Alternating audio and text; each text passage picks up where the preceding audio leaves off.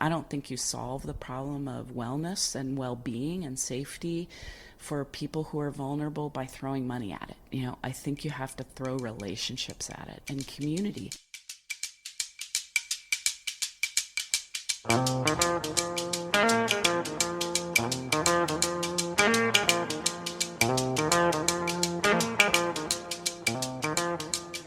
Welcome to Talk of the Bay. I'm Christine Barrington. How do you have a meaningful day when you have a significant disability?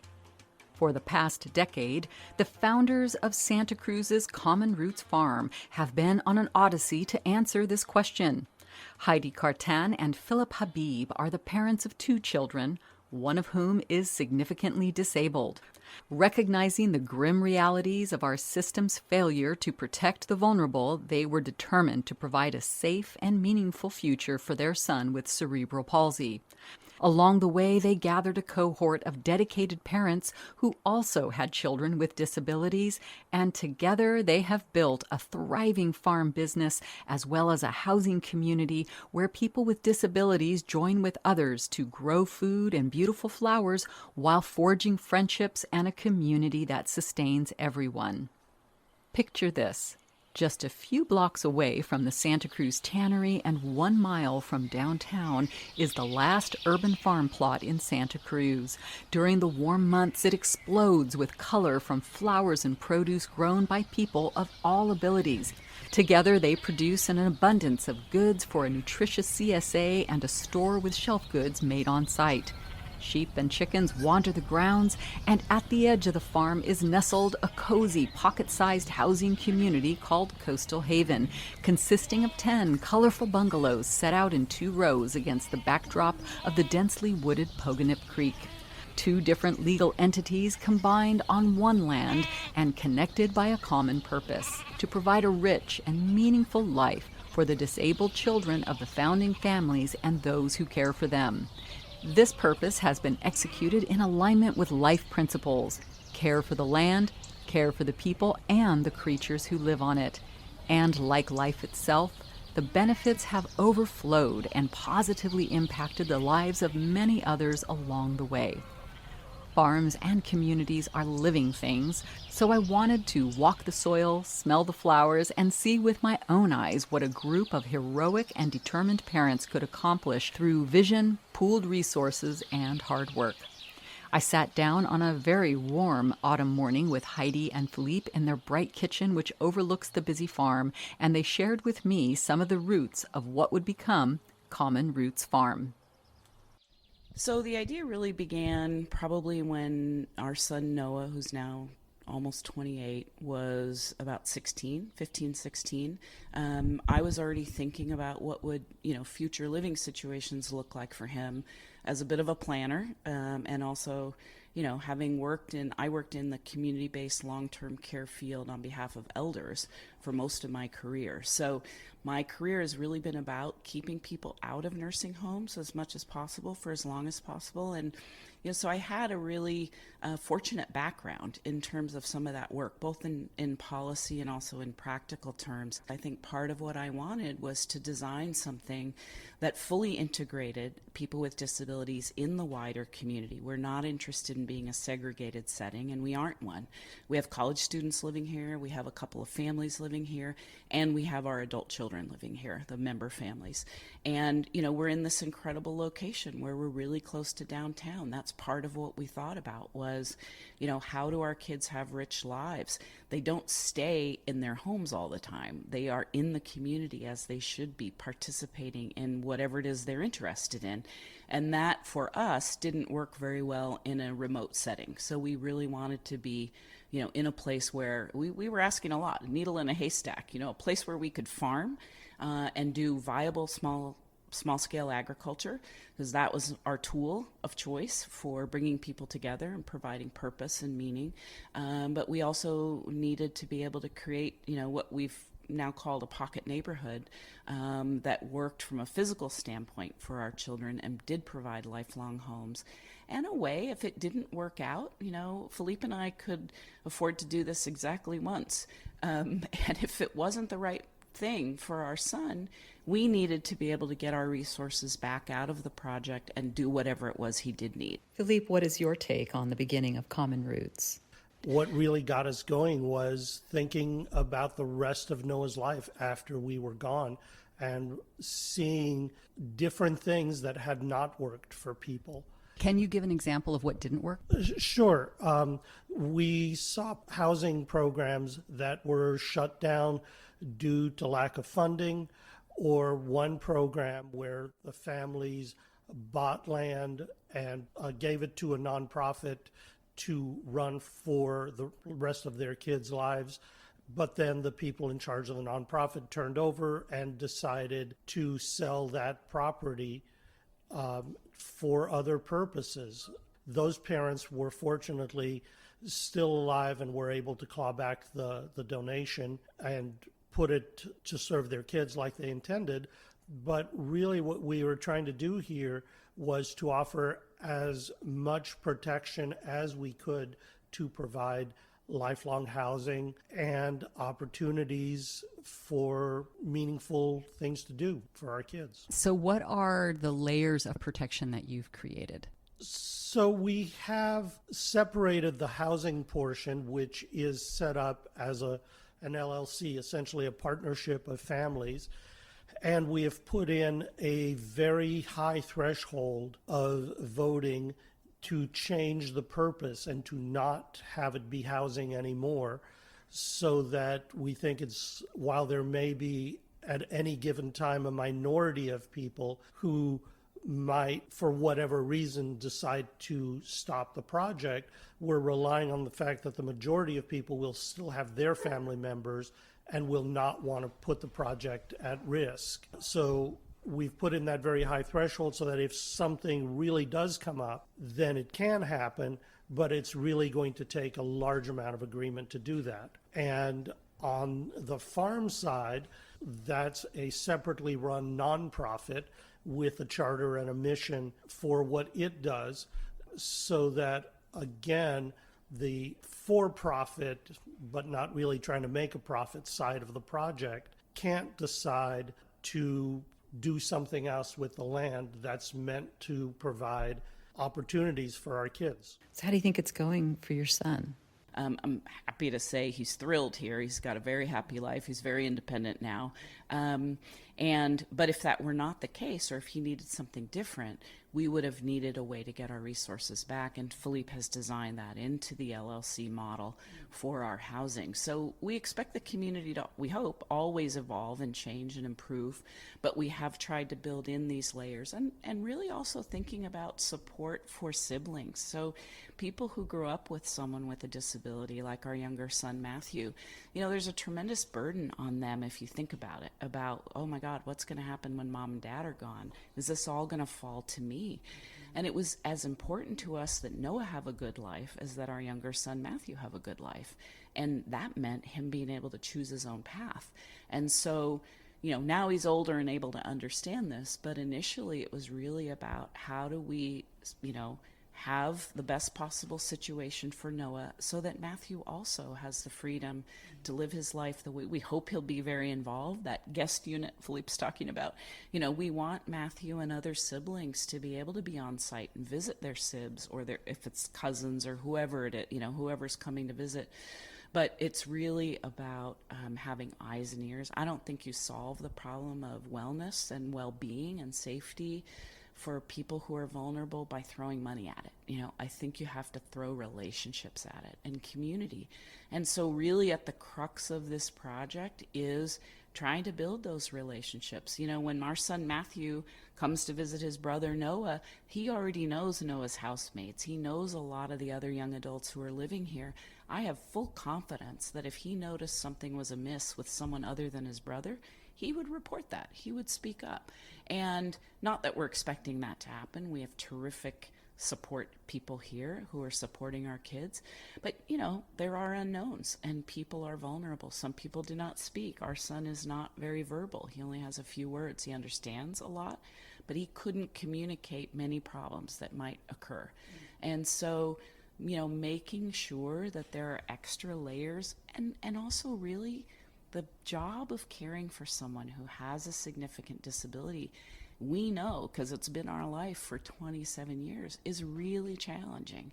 And so when you're shifting that responsibility to a paid person, you want to do everything you can to support that paid person. You want their work environment to be great and rich and not isolating. And so this location has really been a dream come true for us, because people can, walk over to the tannery and take a dance class, or, go hear the first Fridays and the bands and the music that's going on. Walk to downtown, easy access to public transit. We've got folks taking classes at Cabrillo, going swimming, doing horseback riding, just going down to Pacific Avenue and doing shopping. And our son loves to go get an ice cream. That is the richness here. And yet, right next door to them is this 4-acre farm that's kind of like their front yard that they have access to all the time. And as we finish the infrastructure here and really look toward accessible design that creates opportunities for people to just physically get around. The path we have around our farm is, for some of our guys who live here, it's become a track where they run. They're Special Olympians and they like to run. They use it as a running track. Our son Noah toodles around and picks up eggs with his housemate from the hen house, the coop. But he can get there because we have this accessible path. You are listening to Talk of the Bay on KSQD Community Radio for the Monterey Bay. Our story is about Common Roots Farm, a place where people of all abilities can learn new skills, strengthen their social networks, and contribute valued products to our local economy. They offer horticulture and farm skills training, environmental and gardening education, as well as internships to people with developmental disabilities on a roughly 4-acre urban organic farm in Santa Cruz, California. As you can imagine, creating a rich environment in which disabled children and their caregivers can thrive comes with challenges and a hefty price tag. Phillipe explains. Well, the first challenge, once we came up with the idea, was finding the right families to do it with, and also being able to get these families who we didn't know, who didn't know us, to tap their savings and put a pretty large amount of money into our bank account so we could buy the property. And we were really pretty amazed and, and honored that people were trusting us like this. Then once we had the land, we had the challenges that this particular neighborhood is not zoned for what we did here. And we were able to work with the planning department at the city of Santa Cruz and got a lot of support from them to figure out a way to do what we needed to do. And we did that, got our plans, and after having an approval hearing, we found out that a local developer then objected to our plans pretty much at the last minute, and on just a couple days' notice managed to have the city insert new conditions for our approval. And also on just a couple of days' notice, we had a turnout of about 75 people at the final city hearing to ask the city not to put these additional conditions on us, which did not change anything at the hearing, unfortunately. There were roughly 75 people speaking on our behalf and the two developers speaking on their behalf, and the city stuck with them. We were able, after that hearing, to get the conditions that we most objected to change so that we could go ahead. But that was definitely a really big challenge. Another big challenge that we had was once we finally started, COVID hit. And all of a sudden, we were trying to do construction during a lockdown with materials being unavailable, while keeping all of the people who were here working safe. And no transmissions occurred on site at our project, which was really a minor miracle, I think. And the project, of course, took longer than we expected. Our original schedule was for 10 months. They always do. Always. Yeah, it wound up taking, we thought it would take 10 to 12. It wound up taking about 20 months instead. But all of our kids are thrilled to be here. I imagine felt overwhelming when these challenges popped up. And so to really bring it to this human level that most listeners could identify with, how did you deal with the feelings that must have arisen at that time? Well, there were certainly times when I got frustrated, or as we had this final roadblock thrown at us after, what should have been our completed approval, a lot of frustration and anger about it. Maybe it's just part of being an engineer, which is just, not the why, just the how, and figure out what needed to be done and get back to work and solve it. How did you deal with the feelings? For me, I think much more out loud than Phillipe does, so we're kind of a yin and yang to each other, which is a good thing. But I relied on that very community, we were trying to build, because every time I thought it looked hopeless, and there were a number of times when that happened, I'd go back to other parents, to my friends, to our farm team, who are younger people really inspired by, the care and stewardship of this parcel, and say, man, are we on the right track? Maybe this is too much. Maybe it's just a crazy dream and it's not. And everybody would pull together and, sort of support us and keep our spirits up, but also remind us of where we were headed. What was the goal? And if we had to make some good trouble, to quote John Lewis, that maybe that's what we needed to do. But the bigger goal and all the things that are contained in our mission on the farm, and the separate mission and purpose of the housing community adjacent to the farm, is what kept us going. And I have to find those like-minded people who are interested in the same thing and who may have a different perspective on the challenge. While Heidi and Phillipe offered their histories of how Common Roots found its footing, I noticed myself making up a story that they must have made a goodly sum in tech to make all this possible. And so I asked, as I know that our internal stories are often wrong. We're definitely fortunate that we could afford to do this, and we realize that not everyone can. We all have typical middle-class jobs. And that's part of the reason why we did this, is because we knew that we couldn't afford to pay for everything that our son would need for the rest of his life. And so we got together and partnered with other families to be able to do it. It came by taking out second mortgages on our homes, by, for one person, cashing out a retirement plan and deciding that would take care of itself later. We are not loaded, but we definitely are grateful that we were able to work with others to afford to do what we could never have done on our own. Thank you. I appreciate you being willing to address this because, like I said, a lot of people just might project, oh, they probably made a lot of money in tech and they can just do this thing. And I think it's very helpful and inspiring for all of us to hear these stories that people within the realm of normal come together in community and accomplish extraordinary things. We need these stories. Well, I'm grinning as you're saying that, because Phillipe had multiple opportunities as an engineer while Noah was growing up to do startups with, lots of promises of stock and this and that and wealth. And every time we turned those jobs down because they involved working and practically living at the office. And we prioritized, our kids, but also Noah's care was so exhausting for us in the first 5-6 years that I just said, you can't take one of those jobs. I don't care how much money there might be. We may not survive our family life, until that point happens. So I used to joke that we were the only ones in Silicon Valley, for whom this great wealth wave just passed us by. But that's also not to say, as Phillipe pointed out, we are well aware of our privilege. We are fortunate that we had a house we built ourselves that we could borrow against to put in our share of this project, right? Everybody put in an equal share.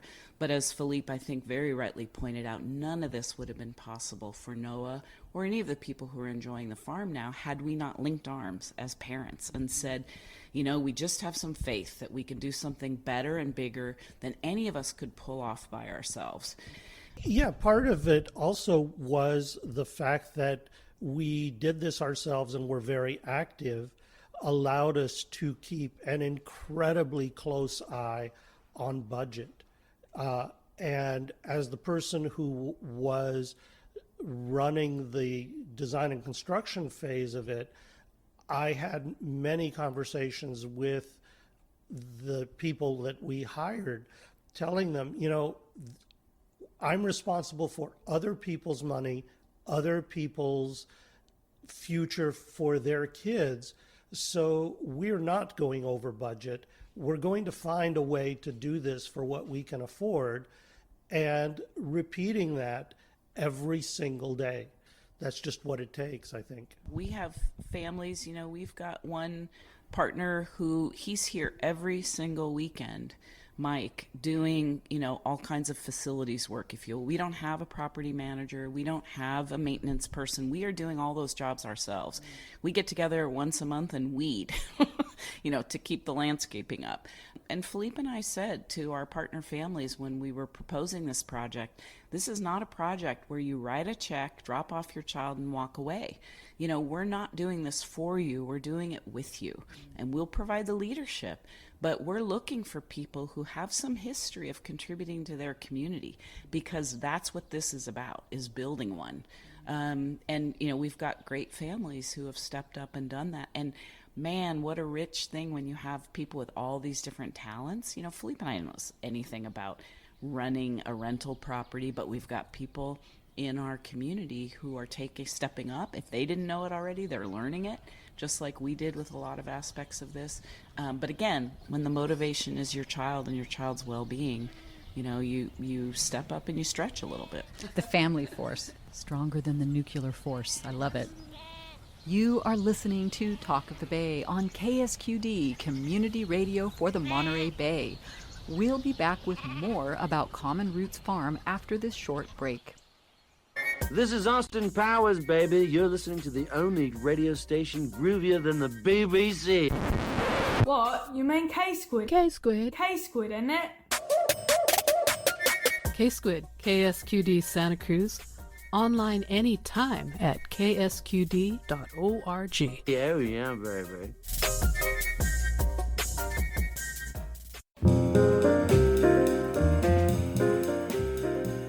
Hi, I'm Bobby Bishop, host of Be in the Night, bringing you the best I can with jazz, love songs, and soul. Join me on Tuesday evenings from 7 to 10 p.m., playing the classics straight ahead and introducing you to the latest artists and composers. That's Tuesday nights from 7 to 10 p.m. right here on listener-supported KSQD 90.7 FM, Santa Cruz. My name is Luigi Ovido, owner-operator of Pleasure Point Computers and the host of The Computer Man Show, a 1-hour call-in show Tuesdays at 6 p.m. Viruses, slowdowns, scams, and updates. Computers can be a pain, and I'll help you through it. Send me an email with your request. If it's hardware you want, baby, I'm the best. If it has an on switch, we'll probably talk about it on The Computer Man Show Tuesdays at 6 p.m. only on KSQD 90.7 FM, Santa Cruz. Get into a computer. Welcome back to Talk of the Bay. I'm Christine Barrington, and our story is about an uncommon vision called Common Roots, a special and unique urban farm near downtown Santa Cruz, California, born out of the collective vision of 10 parents with severely disabled children. As one of the founders asserted, if your plan for your disabled child is for you to live forever, that is not a plan. Instead, they pooled their resources, rolled up their sleeves, and dreamed big. The result is a successful farm with sold-out CSAs, a beautiful small pocket neighborhood called Coastal Haven that provides housing to a diverse community of families, students, the disabled children of the founders, and their caregivers. 2 ideas for one common purpose, all created using universal design principles to make all of it accessible to people of all abilities. and all are invited into this community space to experience and share in this collective vision. In the first half of our show, we learned some of the background of how this extraordinary project began. Now, let's visit the farm. So this is what we call our Seed to Salad accessible garden. This is the space we created for people whose physical impairments really make it tough to do farming out in the field. But we want them to have the same experience, the intimate experience of working with plants, of growing their own food, growing flowers. So what we essentially do is we plant the same crops we have in our field, but we do them in raised and what are called roll-into beds, so that we can accommodate folks who are in wheelchairs, who have an opportunity to garden and farm, as well as raised beds where somebody might be unstable on their feet. A raised bed doesn't work for someone in a wheelchair, but it works well for somebody who might be unsteady or who has trouble getting down low. And this offers an opportunity. We've got beds at all different heights. So again, our thing here is really trying to accommodate people of all abilities. Then we, of course, have some shade, which today we particularly need. It's a hot one. It is a hot one. And then our picnic furniture in here is designed. We say that we like people to linger. We want people to feel like they can gather here. So again, the furniture is designed to accommodate folks of all abilities as well. And we have a permeable paving system here. It's called True Grid. We love it because it stabilizes gravel so that people don't trip. We don't have to deal with the gopher holes that happen all over our field. And it makes it wheelchair accessible or scooter accessible. So this allows all the rainwater to percolate back down into the groundwater, but it also gives us the opportunity to get out of the mud so we can use this space. And so that's what this space is designed for. And then we recently had a wonderful grant from an organization called Helpers Community who helped us put in an outdoor kitchen. It's beautiful. I'm seeing a stainless steel sink with a long countertop and granite-topped cupboards there. Pretty sweet. Yeah, and a shade structure. It looks awesome. And a grill. So we're finally delivering, we've talked about seed to salad, and we're doing the seed and the growing, but we haven't quite gotten to the salad yet until we put this part in. So now we can actually have folks learn some food prep and be able to prepare the things, that we're growing here and really see that cycle through to completion so that they can enjoy the food that they've helped to grow. You must write a lot of grants. We do write a lot of grants. And we've been fortunate. The community has really supported us. So this concept is really not new. A farm is a really wonderful tool for bringing people together in the community. I think our twist on it is working on the accessibility and the inclusion, and really including people with disabilities, which is our mission. But we strive to be a farm first. So we are a market farm, which means we grow a variety of produce and flowers for market. We have a CSA that has about 55 customers per season. So we have a fantastic farm manager, Nina, who just rocks it out here. And then we also do a pretty robust cut flower business. Not only is it beautiful, if you turn around you can see what I'm talking about, about 25, 30 different varieties of cut flowers, and we do bouquets multiple times a week. But what's really great about the flower production, we have food for the pollinators, which we really care about, but we also have a crop here that does not run us afoul of food safety requirements. So when we're working with people with cognitive impairments, intellectual disabilities, and they might have trouble, as we all do, when you're out harvesting strawberries or raspberries, it's really hard not to sample. But you can't do that when it comes to food safety for a farm. So if we've got folks like that, we'll separately harvest so people can sample, but we'll also kind of move our farmers into the flower production area where they're still learning a lot of the same skills, but we don't have to then be concerned that we're, running afoul of the food safety requirements for a farm. So we kind of get the benefit of both. And we love the flowers. Everybody loves to wander through. We've got some giant marigolds in the back that we've been growing for Dia de los Muertos, and lots of celosia here in front. The Dahlia Society helped us, about 6 years ago to start with our first tubers for dahlias, and now we have 400-foot beds of them, a great variety, and we just love them. This is my favorite time of year because everything is popping, a lot of color. Standing next to the seed to salad gathering space was a very important person at Common Roots Farm, the volunteer coordinator. Let's meet her to discover a little more about what happens here on the ground. Hi, I'm Lily Lucero. I'm the volunteer coordinator here at the farm. I moved here shortly after I graduated from undergrad in 2022, and I lived here on the farm for 6 months in the tiny house as a live-in trainee. So I was a residential trainee here, which was an incredible program, and it kind of launched me into a full-time position here as the volunteer coordinator, which I've been doing since February. What's the heart and soul of the volunteer coordinator position? It's engagement. It's all about retaining folks, keeping folks engaged year long. That becomes kind of a difficult process in the winter time, especially because we do close down and there's not really anything going on in the fields. There's a lot going on beneath the surface of the soil, but we kind of leave that to Mother Nature. So there aren't a lot there. We have no programs, we have no volunteers in the winter time. So I think that becomes one of the more difficult parts of my job is keeping people engaged, bringing folks back once we open up the farm in the spring. But the heart and soul completely of my job is the interactions with the people, which I love. It's my favorite. I of course love I call it the people facing versus the plant facing. I was essentially driven here by the social mission. I was looking for a farm to live at, for a farm stay, and when I found that there was a farm in the heart of Santa Cruz that had a social mission that I really believe in and that I kind of grew up with working within this community as well. My mom's a psychiatric nurse and worked with folks with intellectual and developmental disabilities throughout her life and for most of my life as well. So she kind of set up that framework for me, and this was just the obvious choice. And then when they asked me to stay on as volunteer coordinator, I had to say yes. It was, I think, the best possible opportunity for me at the time, and it's been an incredible experience. And I love, right behind me, this is one of the most incredible groups of people, and I'm super lucky to get to work with them. Well, let's actually have you introduce our listeners to what is a day program and what is this particular group all about that you're so excited about? Of course. So a day program is for adults with intellectual and developmental disabilities once they've aged out of the school system. So Heidi kind of refers to it as falling off of your cliff of support when you hit the age of 22, because all of the resources as someone living with disabilities that you have had throughout your life have been provided through school. The education, the enrichment, the recreation, for some folks care.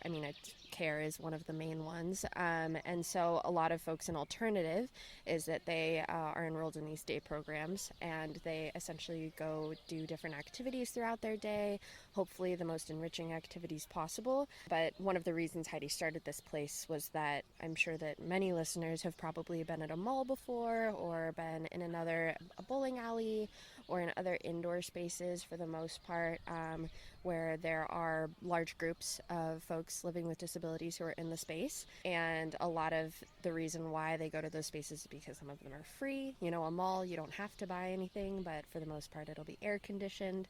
But going to a mall and walking around isn't exactly the most fulfilling thing I think that any of us would want to do.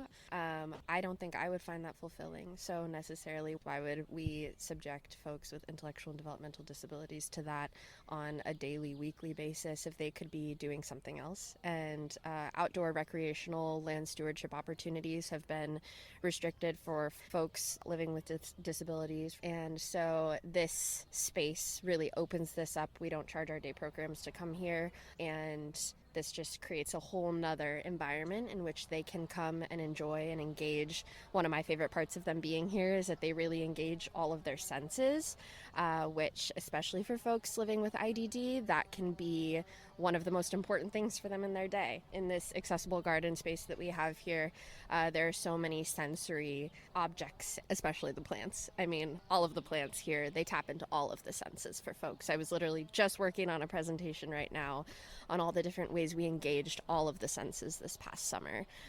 So we do all sorts of activities up here that really seek to make this space tailored for them, not just only to make it accessible for them, but it is for them. And I think that that's one of the most special things. Clearly it ignites your heart and your mind, everything. Would it be appropriate for us to maybe go in and just check in on this group? Yeah. So this is a group from Watsonville who comes to us every single Friday.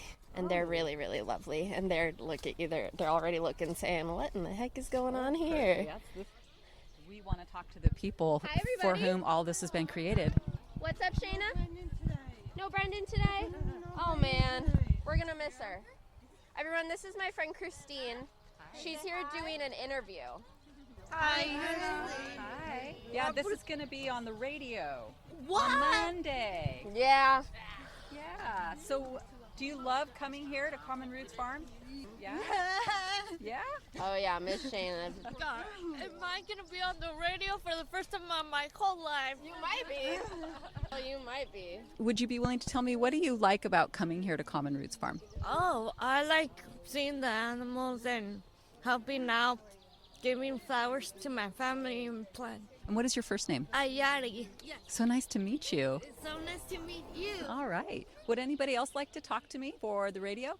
Hi, Cartan. I'm Cruz, and I welcome with Lily, and she is awesome to work with. She is awesome, huh?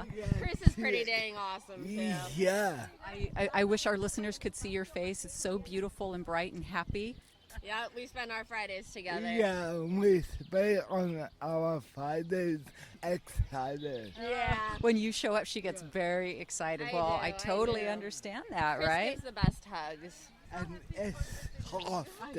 Yeah, it's all heart, right? Yeah, it's all in the heart and soul. Exactly. Exactly. Would anyone else here like to say what they like about the farm?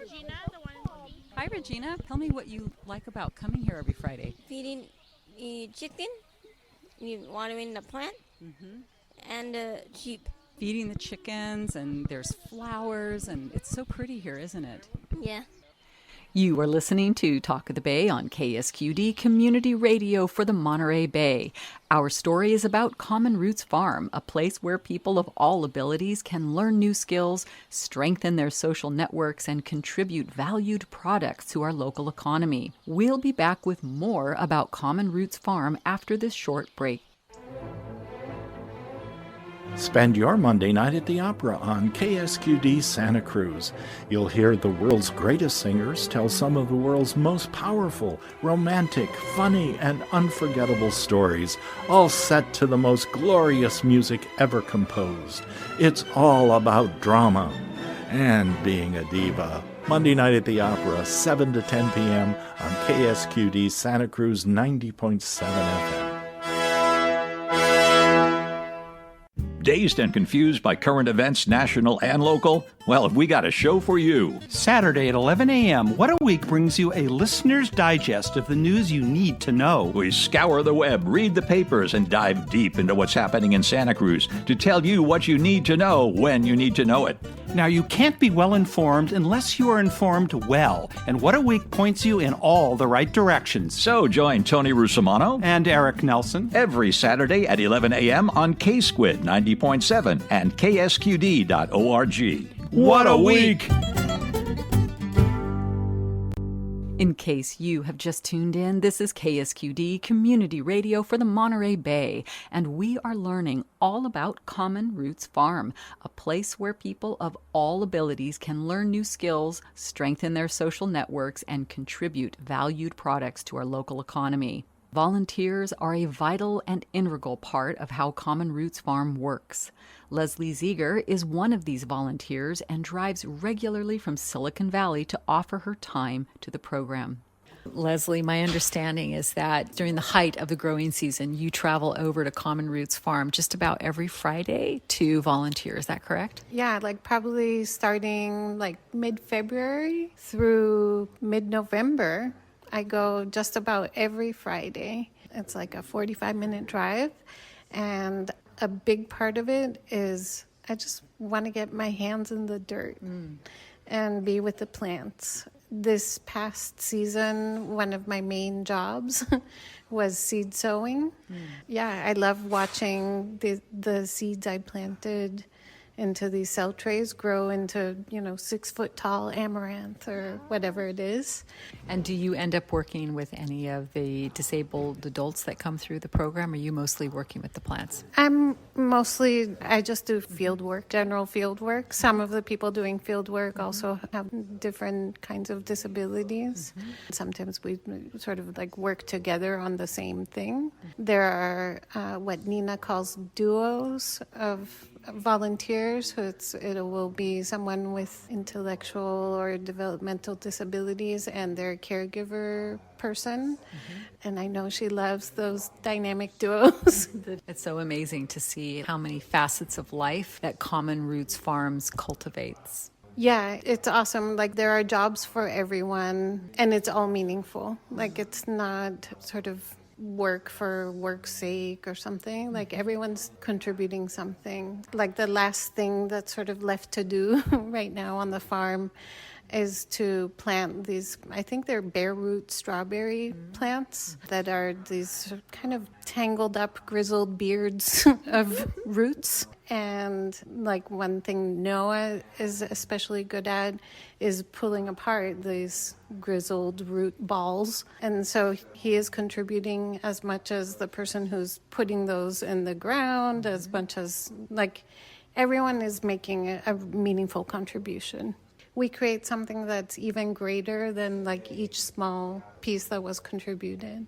Meeting all these wonderful and enthusiastic participants made me reflect on how one of the most important things growing here at Common Roots Farm is a culture of inclusion and tolerance. It was pointed out to me that by growing a product that people value, the status of individuals with disabilities grows too. It is a heartwarming cycle of life circling through these fields, and as I gazed out over the growing rows, my eyes landed on someone whose arms overflowed with an abundance of colorful blooms. I walked over and met a key player in the Common Roots ecosystem. Hi, I'm Nina. I'm the farm manager here. I use they, them pronouns, and I'm working on some wonderful flowers. You're doing a good job. Oh, thank you. Yes, we're doing our CSA bouquets today. We have 55 members, both locally and over the hill. So each week they get veggies, flowers, and blooms, and I get the great pleasure of playing with all of our fun blooms. You can see here some of my favorites. Celosia, if you've not heard, is this one that looks like coral. It is my absolute favorite. It's stunning. Most people haven't heard of it or maybe know it when they see it, and that one is just delightful. It's so bright and neon colors that you don't usually see in nature.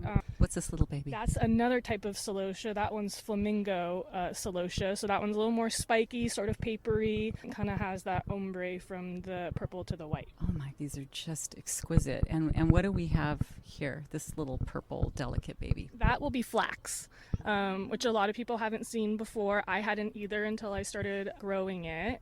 That is amaranth that you're touching, and there's actually 3 different kinds of amaranth. There's a golden and a pink and a rich dark pink. Yeah, so we try to grow some unusual stuff that you might not find in your typical grocery store, and really flowers are why I got into farming. You're the farm manager, so that's just got to be an enormous job. Would you just speak a little bit to what the job is and why you wanted to do it here at Common Roots? Being a farm manager at this farm is pretty typical to what you'd see at any other production farm. I'm responsible for our crop selections, figuring out how we're going to take stuff to market, figuring out how we're going to grow everything and the methods that we use. So I feel like that's all pretty typical in places, like any other farm. And then where my job gets interesting and fun is I get to figure out how to adapt that and make it accessible for everyone in different ability styles.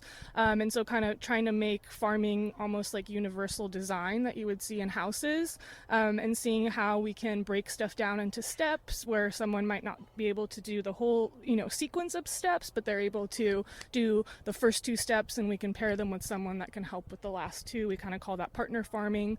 Having that ability, I think, out here on a farm where there are so many things that need to get done, both on and off the field, really allow me to have a lot of options for people when they come out here. We also have a wonderful year-round creek that runs through the property, and we have this wonderful riparian corridor that we also get to restore. So that adds a whole nother activity to our options, and allows people to get into ecological restoration, learning about native species.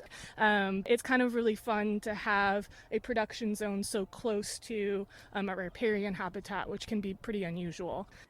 So how did you get into this business? It's a quite complex and unusual farm. I honestly never thought I would be a farmer. I did go to school for ag business, and then got introduced to this project and immediately fell in love with it, but was helping with the more business side of things. What I love most about this job now, being the farm manager, this is my, I think, 4th year being the farm manager, but I've been with the project since I think they got onto the property, and kind of shifting more into more the farming side, is just the ability to learn more myself and then be able to like share that knowledge with people, and often people that are excluded from a physical environment by virtue of the physical infrastructure isn't there to support it. And oftentimes on a farm setting, it's productivity over everything, whereas here we try to find ways to be efficient with what we do, but we don't push, productivity and being as fast as you possibly can at everything, but we still try to find lots of different ways to get stuff done, whether it's what I said earlier, like the partner farming, or really just finding different ways to include people, right? That isn't your typical way. And I think farming itself can be a lifelong learning process, and then learning and farming and making that accessible is a really just fun additional, ever-evolving process. While talking with Nina, I heard in the distance a phrase being repeated. No pity produce, no pity produce. Let's have a listen. No pity produce? That's my motto, no pity produce.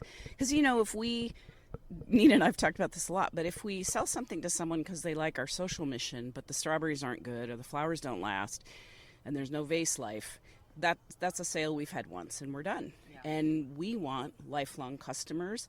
We want people to talk about our farm because it's the best strawberries people have ever had. The flowers last longer than anything they get anywhere else. That's the reputation we want. So we call that no pity produce. That's kind of our motto. I love that. And what is the key to getting flower bouquets that last the longest? Oh, you gotta ask we basically harvest the day before we make the bouquets, and we go direct to customer.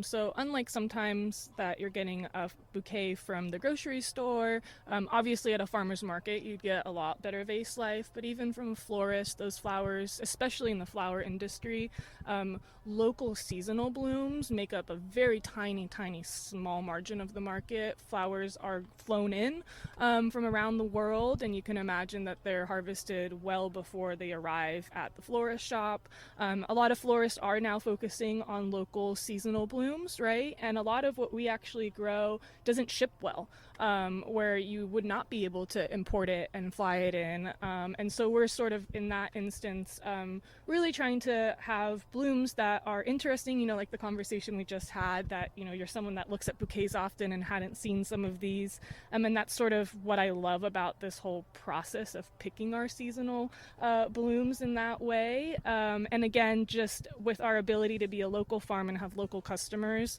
we go direct to customer, and usually our flowers are cut the day before they go into someone's vase, and so that really lets our customers enjoy the whole wonderful life cycle of the flower, and kind of start to finish. And the last trick is you have to keep the farmer happy. So Nina has to have a certain amount of freedom to choose new varieties every year, or they're going to get bored. So we got to have a lot of options. This year I managed to get 5 rows of celosia. Last couple years I only had 1 row. So that's the current darling. That's the twinkle in your eye, okay? Yeah.